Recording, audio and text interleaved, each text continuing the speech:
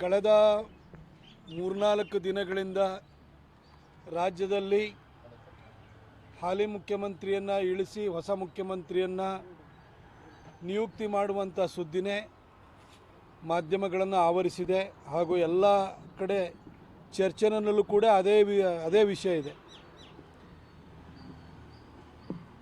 ಮುಖ್ಯಮಂತ್ರಿಯಾಗಿ ಕಳೆದ 3 ವರ್ಷಗಳಿಂದ ಇದ್ದಂತಹ ಮಾನ್ಯ ಸಿದ್ದರಾಮಯ್ಯ ಸಾಹೇಬರು ನಿನ್ನೆ ರಾಜೀನಾಮೆಯನ್ನು ಕೊಟ್ಟಿದ್ದಾರೆ. ಮಾಧ್ಯಮಗಳ ವರದಿಯಂತೆ ಇನ್ನು 1-2 ದಿನಗಳಲ್ಲಿ ಡಿ.ಕೆ. ಶಿವಕುಮಾರ್ ಅವರು ಹೊಸ ಮುಖ್ಯಮಂತ್ರಿಯಾಗಿ ಪ್ರಮಾಣ ವಚನವನ್ನು ಸ್ವೀಕರಿಸುವಂತಹ ಒಂದು ಸಂದರ್ಭ ಎದುರಾಗುವಂಥದ್ದು ಕಾಣಿಸ್ತಾ ಇದೆ. ಕಳೆದ 3 ವರ್ಷಗಳಿಂದಲೂ ಕೂಡ ಸಿದ್ದರಾಮಯ್ಯ ಸಾಹೇಬರ ಸರ್ಕಾರದ ಬಗ್ಗೆ ಸಾಕಷ್ಟು ಟೀಕೆ ಟಿಪ್ಪಣಿಗಳನ್ನು ಮಾಡಿದ್ದೀನಿ.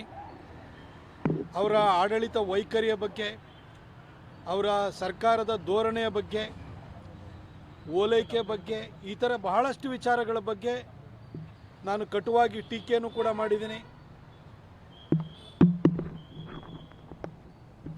ಆದರೆ ಅವರಿವತ್ತು ರಿಸೈನ್ ಮಾಡಿ ಕುರ್ಚಿಯನ್ನು ಡಿ.ಕೆ. ಶಿವಕುಮಾರ್ ಅವರಿಗೆ ಬಿಟ್ಟುಕೊಡ್ತಾ ಇರುವಂಥ ಈ ಸಂದರ್ಭದಲ್ಲಿ ನಾನು ಖಂಡಿತ ಯಾವುದೇ ಅಬದ್ಧದ ಮಾತನಾಡಲಿಕ್ಕೆ ಹೋಗೋದಿಲ್ಲ. ಯಾಕಂದರೆ ಅವರು ಆಡಳಿತದಲ್ಲಿದ್ದಾಗ ಏನೇನು ಹೇಳಬೇಕು, ಏನೇನು ಟೀಕೆಗಳನ್ನ ಮಾಡಬೇಕು ಇವೆಲ್ಲ ಮಾಡಾಗಿದೆ. 3 ವರ್ಷಗಳ ಹಿಂದೆ ಮುಖ್ಯಮಂತ್ರಿ ಆದಾಗ ಭಾಳ ಸಡಗರ ಸಂಭ್ರಮದಿಂದ ಅಧಿಕಾರವನ್ನು ವಹಿಸ್ಕೊಂಡಿದ್ದರು, ಮುಖ್ಯಮಂತ್ರಿಯಾಗಿ ಜವಾಬ್ದಾರಿಯನ್ನು ವಹಿಸ್ಕೊಂಡಿದ್ದರು. ನಿನ್ನೆ ಯಾವುದೇ ರಂಪ ರಗಳೆಗಳಿಲ್ಲದೆ ಗೌರವಯುತವಾಗಿ ಆ ಚೇರನ್ನು ಬಿಟ್ಟು ಕೂಡ ಕೆಳಗಿಳಿದಿದ್ದಾರೆ. ಅವರ ಮುಂದಿನ ಜೀವನ ಬಹುಶಃ ಅವರು ರಾಜಕೀಯದ ಕಡೆಯ ಕಾಲಘಟ್ಟದಲ್ಲಿದ್ದಾರೆ. ಅವರ ಜೀವನ ಚೆನ್ನಾಗಿರಲಿ ಅಂತೇಳಿ ಹೇಳಿ ನಾನು ಅವರಿಗೆ ಆಶಿಸ್ತೀನಿ, ಹಾರೈಸ್ತೀನಿ ಅನ್ನೋದು ತಪ್ಪಾಗುತ್ತೆ. ಅವ್ರು ಪ್ರಾರ್ಥಿಸ್ತೀನಿ ಅವರ ಮುಂದಿನ ಜೀವನ ಚೆನ್ನಾಗಿರಲಿ ಅಂತ. ಹಾಗೆ ಹೊಸ ಮುಖ್ಯಮಂತ್ರಿಯಾಗಿ ಮಾಧ್ಯಮಗಳ ವರದಿಯಂತೆ ಡಿ.ಕೆ. ಶಿವಕುಮಾರ್ ಅವರು ಪದಗ್ರಹಣವನ್ನು ಇನ್ನು ಕೆಲವೇ ದಿನಗಳಲ್ಲಿ ಮಾಡಲಿದ್ದಾರೆ. ಅವರು 3 ವರ್ಷದ ಹಿಂದೆ ಸಿದ್ದರಾಮಯ್ಯನವರು ಯಾವ ಸಂಭ್ರಮದಲ್ಲಿದ್ದರೋ ಇವತ್ತು ಡಿ.ಕೆ. ಶಿವಕುಮಾರ್ ಅವರು ಅದೇ ಒಂದು ಸಂಭ್ರಮ ಸಡಗರದ ಸನ್ನಿವೇಶದಲ್ಲಿದ್ದಾರೆ. ಅವರಿಗೂ ಕೂಡ ಶುಭವಾಗಲಿ, ಒಳ್ಳೆಯ ಆಡಳಿತವನ್ನು ಕೊಡಿ. ನಾವು ನಿಮ್ಮನ್ನು ಪ್ರತಿನಿತ್ಯವೂ ಕೂಡ ಟೀಕೆ ಮಾಡುವಂತಹ ಒಂದು ಸನ್ನಿವೇಶವನ್ನು, ಸಂದರ್ಭವನ್ನು ಸೃಷ್ಟಿಸ್ಕೊಳ್ಬೇಡಿ ಅಂತ ಹೇಳಿ ನಾನು ಅವರಿಗೂ ಕೂಡ ಕೇಳ್ಕೊಳ್ತೀನಿ ಮತ್ತು ಶುಭ ಹಾರೈಸ್ತೀನಿ.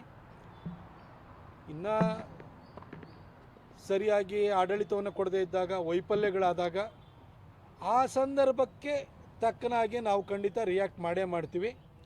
ಆದರೆ ಇವತ್ತು ಅವರು ಮುಖ್ಯಮಂತ್ರಿ ಆಗಬೇಕು ಅಂತೇಳಿ ಹೇಳಿ ಎಲ್ಲ ತಯಾರಿಯನ್ನು ನಡೆಸ್ತಾ ಇರುವಂಥ ಸಂದರ್ಭದಲ್ಲಿ ನಾನು ಖಂಡಿತ ಅಬದ್ಧದ ಮಾತುಗಳನ್ನಾಡಲ್ಲ. ನಾನು ಡಿ.ಕೆ. ಶಿವಕುಮಾರ್ ಅವ್ರಿಗೂ ಕೂಡ ಆಲ್ ದಿ ಬೆಸ್ಟ್ ಹೇಳ್ತೀನಿ. ಒಳ್ಳೆ ಆಡಳಿತವನ್ನು ಕೊಡಿ, ಎಲ್ಲರಿಂದ ಸೈ ಅನ್ನಿಸ್ಕೊಳ್ಳಿ. ಇಲ್ಲ ಅಂತೇಳಿ ಹೇಳಿದರೆ ಖಂಡಿತ ನೀವು ವಿರೋಧ ಪಕ್ಷಗಳ ಟೀಕೆಗೆ, ಜನರ ಕೋಪಕ್ಕೆ ತುತ್ತಾಗಬೇಕಾಗುತ್ತೆ.